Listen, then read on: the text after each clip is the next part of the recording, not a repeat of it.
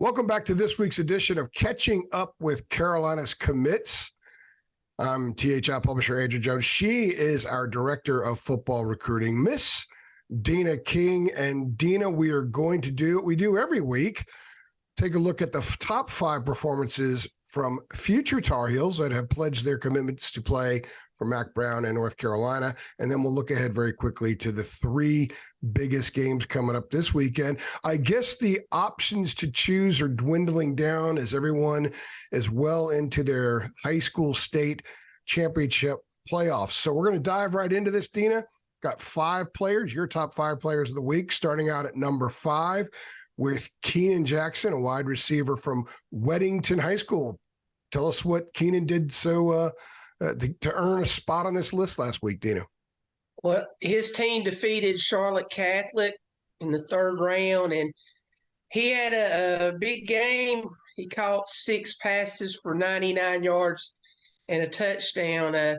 I spoke with his high school coach, Andy Capone, and Coach Capone was like, this kid has the most 99-yard games I've ever had. So he's got to get on that 100, the 3-figure mark. And he may do it.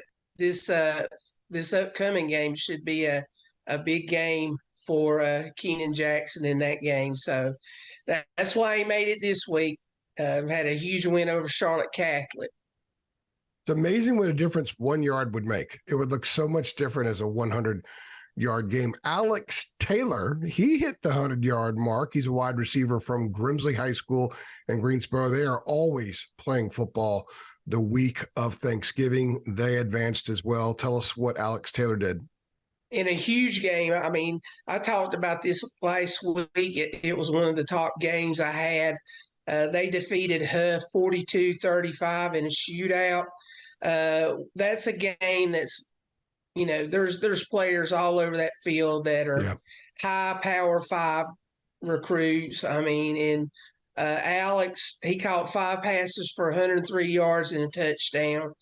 And he's really upped his game, I mean, Grimsley's 13-0. They've kind of cruised in the regular season and didn't really have to rely on Alex Taylor or anything. But when the playoffs are here, he's really they've really looked to him, and he's really gave him a spark and has really upped his performances. Michael Murry, a quarterback from Cardinal Gibbons High School down in Florida. His club also advanced. He had a big night for Cardinal Gibbons. Tell us about his performance. They defeated a Calvary Christian down there in Florida. Completed 19 of 30 passes for 274 yards with a touchdown. So, each week I've always tried to look at Michael's performances. He's had a couple that were, kind of subpar, but, playing in Florida with a talent level down there, it's kind of hard, to be, quote, outstanding every game. But, he bounced back and had a big game. And like you said, his team is advanced to the next round. The second guy on the list, the number 2 player this week, it seems like he has a big game every week, often both sides of the ball, no matter who his team plays. That's Cruz Law. He's recruited as a linebacker at Carolina, but he does also play some offense from Crest Presbyterian Academy in Tennessee. They also advanced, and he did a lot on both sides of the ball. He played a lot of snaps last weekend.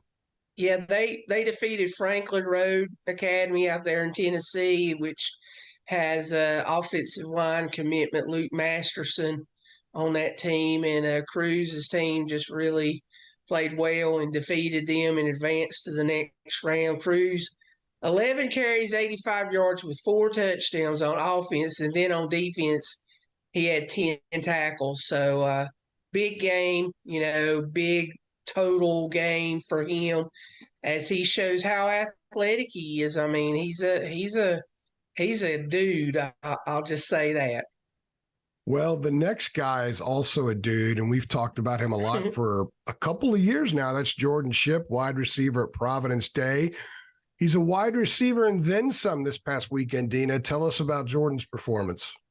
Providence Day defeated Raven Gap Nakachi. I guess I Nakuchi. butchered that name. I butchered that name.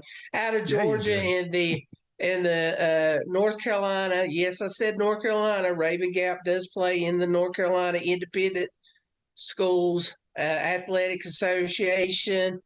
Providence won the state championship, and one of the big reasons it was because of Jordan Shipp. He caught 7 passes for 108 yards with 2 touchdowns, and then he threw a touchdown. So Jordan earned the number 1 just basically because, I mean, it's hard to have a game like that and become a state champion and not be named number 1 this week.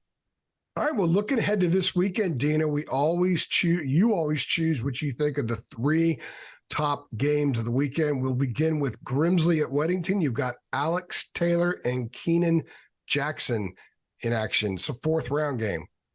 Yeah, and with it being such a huge game, it's 4th round. Weddington is the higher seed. Grimsley, is undefeated, and they're having to travel down to Weddington and play that. People in that area, Carolina fans, if you want to see some of the future wide receivers for Carolina, that would be an awesome game to go to. I know with Carolina playing NC State, I don't know how they do with Friday nights, but if Lonnie Galloway can go to that game, he probably will. So, but I'm not sure with them being, playing NC State, but it wouldn't surprise me to see Coach Galloway pop up there. The coaches get out on Fridays, especially if it's not too far away, and that's not a huge trip. So I wouldn't be surprised. And he'd be wearing a hat and probably leaning against a fence. That's where a lot of them, you can find a lot of the coaches. They're very inconspicuous, I guess. The next game, Dudley at Crest. You've got Javarius Green, another 4th round games. I guess they're 4th round games throughout this public schools throughout the state. So tell us about Dudley at Crest. Yeah, in North Carolina, we're in the 4th round public schools. But Crest, undefeated, number 1 seed, hosting a undefeated Dudley, and we know what kind of talent's at Dudley up there in Greensboro. Greensboro's loaded, with both Grimsley and Dudley making deep playoff runs, and Crest with Javarius Green, who's had a sensational senior year, who just seems like he makes big plays every week. In last week's 3rd round win over West Charlotte, he caught the 2-point conversion to tie the game, to basically send it into overtime. So Green has had a special season, and they're marching on. They got a tough game against Dudley, so we'll see what happens that Friday night. The other game is sort of in your neck of the woods, I guess, out your way, Eastern Randolph at Mount Aery. Another 4th round game. Tell us about that one. Janie Norwood, who plays for Eastern Randolph, he plays offensive line, defensive line. They're taking on the number 2 seeded Mount Airy Buyers, defending state 1A champions in Mount Airy. So I picked that game. All 3 games are in North Carolina, because with me being involved with NC Preps, I know the matchups a little bit better than some of these out of state matchups. But the list is kind of dwindling down because players' seasons have ended, and so it may be getting a little tougher next week and the next week to have players. But we'll have to tweak the show. Yeah. So you'll find 5. You'll find enough. We will definitely do these until all the state championships are finished or all the Carolina players' commitments are finished. playing in their season. Any final thoughts? Just that, I know Carolina has 31 commits between the 2024 and 2025. I mean, just recently they picked up 2024 defensive tackle Leroy Jackson out of Lee County in Georgia, who's a very solid player. I mean, he is something that the defensive side of the ball for the Tar Heels, they need somebody that's going to get after the quarterback. And just recently, Logan Farrell, a tight end from Illinois in the class of 2025, committed, and he seems like a very solid pickup for the tight end groups. So I can say this year I've really, really had my work cut out for me trying to keep up with all these players, because usually we don't have this many. So 31, I'll pat myself on the back. There you go. Mac wants your head spinning every year at this time to keep up with these kids because he loves early commits. So, oh yeah. Now signing day is in less than a month. So once we get through the main signing day, we'll go full bore looking at the class of 2025. You've already got a good start on that, and really they're in good shape with several other kids that they could have a decent chunk of that class done by the time spring practice starts. So you'll be on top of that. You're always on top of it. And a lot of that information people not going to get here on our videos. You can get them on our site though, for just $8.33 a month with a 1-year subscription. You can be a Tar Heel insider for basketball, for football, and recruiting for both. Plus, you have access to some fantastic message boards it's not just flame throwing. It's actually fairly respectable dialogue. And it's the same price that it was when I took over the site 10 years ago, guys. Everything else the prices are going crazy with stuff. We've kept it the same price. So now is a great time to hop on board, and you can tap into Dina's wisdom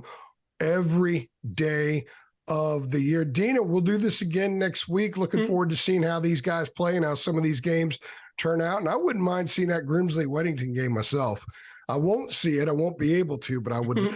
I hope it's streamed or something so I can catch some of that. That ought to be a lot of fun.